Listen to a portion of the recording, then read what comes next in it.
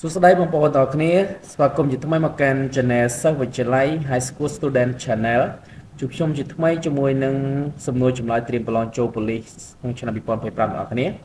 តើជានឹងតាមដានទាំងសំណួរនិងចម្លើយ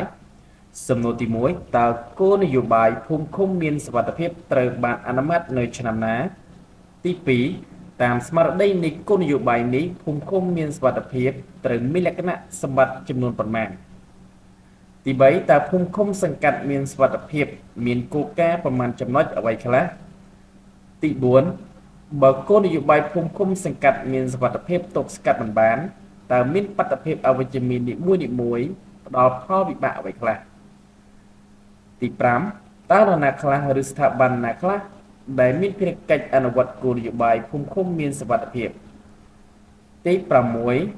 តើមានសារៈសំខាន់អ្វីខ្លះចំពោះការដាក់ឲ្យអនុវត្តគោលនយោបាយភូមិឃុំសង្កាត់មានសុវត្ថិភាព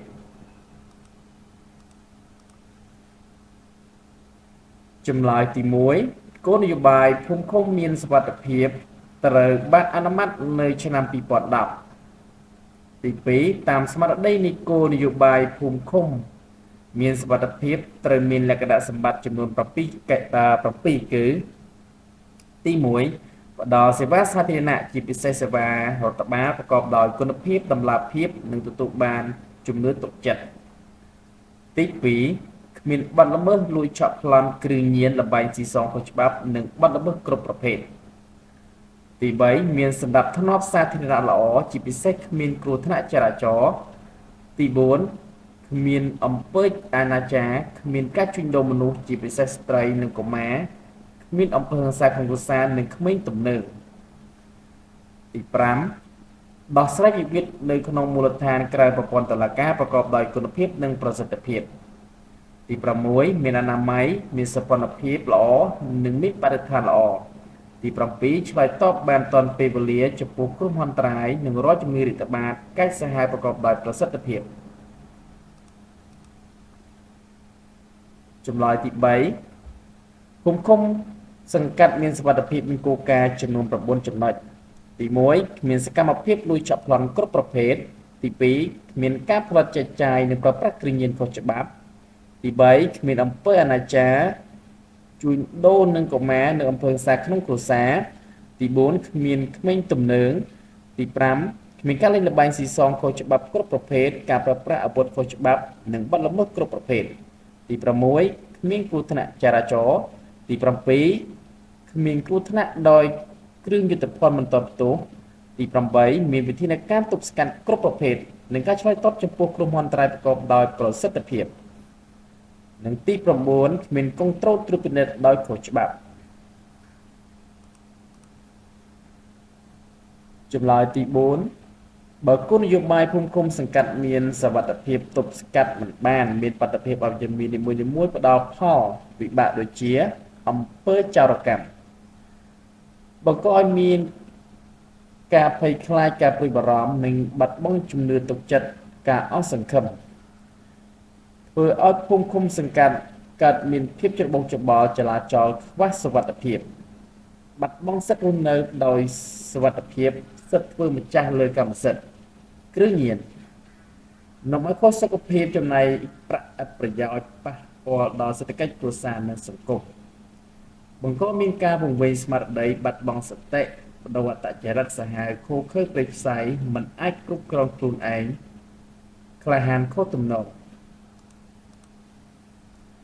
រំលោភសិទ្ធិអ្នកដទៃរំលោភច្បាប់បាត់បង់សិទ្ធិរស់នៅថ្លៃថ្នូរបង្កគ្រោះថ្នាក់ភាពអនាចារបាត់ទំនៀមទម្លាប់ប្រពៃណីខ្មែរប្រជាសិលធម៌សង្គមបាត់បង់ភាពថ្លៃថ្នូរ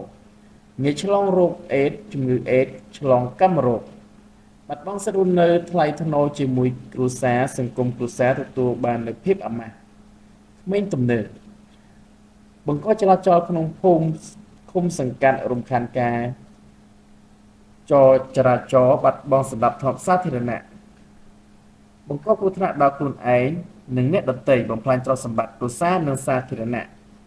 រំលោភសិទ្ធិរស់រានមានជីវិតសិទ្ធិរស់នៅថ្លៃថ្នូរល្បែងស៊ីសងខាតពេលវេលាប្រកបមុខរបររកស៊ីជាខ្ជាយទ្រព្យសម្បត្តិលុយកាក់ បើចាញ់នំឲ្យខកចិត្តអស់សង្ឃឹមមួម៉ៅអាចកើតមានអំពើហិង្សាក្នុងគ្រួសារធ្លាក់ខ្លួនក្រខ្លះឈានទៅរកស៊ីផ្លូវភេទឬធ្វើអត្តឃាតឬលួចឆក់ប្លន់បើឈ្នះចាយខ្ជះខ្ជាយរំលោភច្បាប់សង្គមទទួលទោសតាមច្បាប់កំណត់គ្រោះថ្នាក់ចរាចរណ៍ខាត់ពេលវេលាខាត់ទ្រព្យសម្បត្តិបន្សល់ទុកជនពិការបន្សល់ទុកក្មេងស្ត្រីមេម៉ាយពុះម៉ែខាត់ថវិកាជាតិបាត់បង់ជីវិតជាតិទុកខាត់ពេលវេលាខាត់ទ្រព្យសម្បត្តិបន្សល់ទុកជនពិការខាត់បង់ថវិកាជាតិបាត់បង់អាយុជីវិតបន្សល់ទុកដីកសិកម្មគ្រោះមហន្តរាយខាត់ថវិកាខាត់ទ្រព្យសម្បត្តិខាត់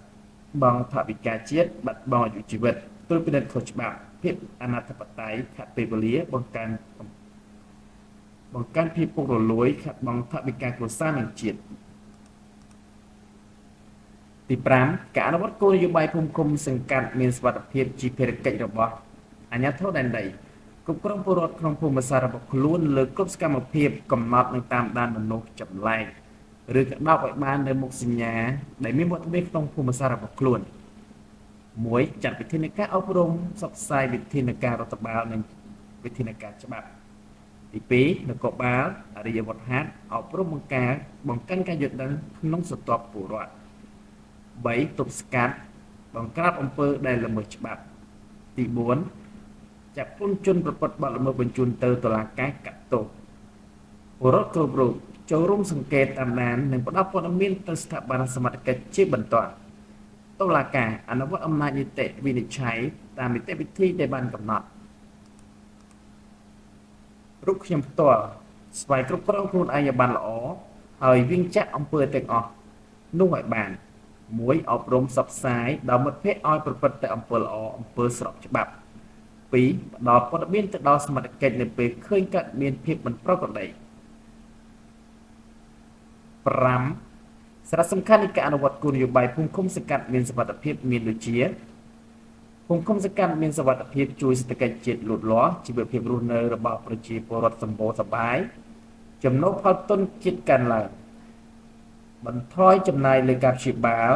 ឬទិញឱសថកាត់បន្ថយការជួសជុលទ្រព្យសម្បត្តិគ្រួសារនិងទ្រព្យសម្បត្តិសាធារណៈ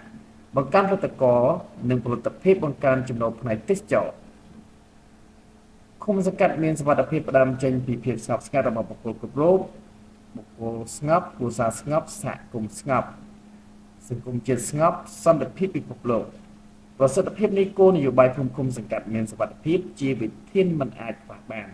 ជាមូលដ្ឋានគន្លឹះនៃការកសាងនិងអភិវឌ្ឍសង្គមកម្ពុជាលើគ្រប់វិស័យបាទសូមអរគុណសម្រាប់ការតាមដានទស្សនាបងប្អូនដល់ពីដើមរហូតដល់ចប់សង្ឃឹមថាវីដេអូមួយនេះមានប្រយោជន៍ដល់បងប្អូនអរគ្នាក្នុងការត្រៀមប្រឡងចូលប៉ូលីសសូមបងប្អូនកុំភ្លេចជួយ like និង subscribe Channel ខ្ញុំបាទបងប្អូនដើម្បីទទួលបាននូវវីដេអូសំណួរថ្មីៗទៀតបាទជួបគ្នានៅវីដេអូក្រោយៗទៀត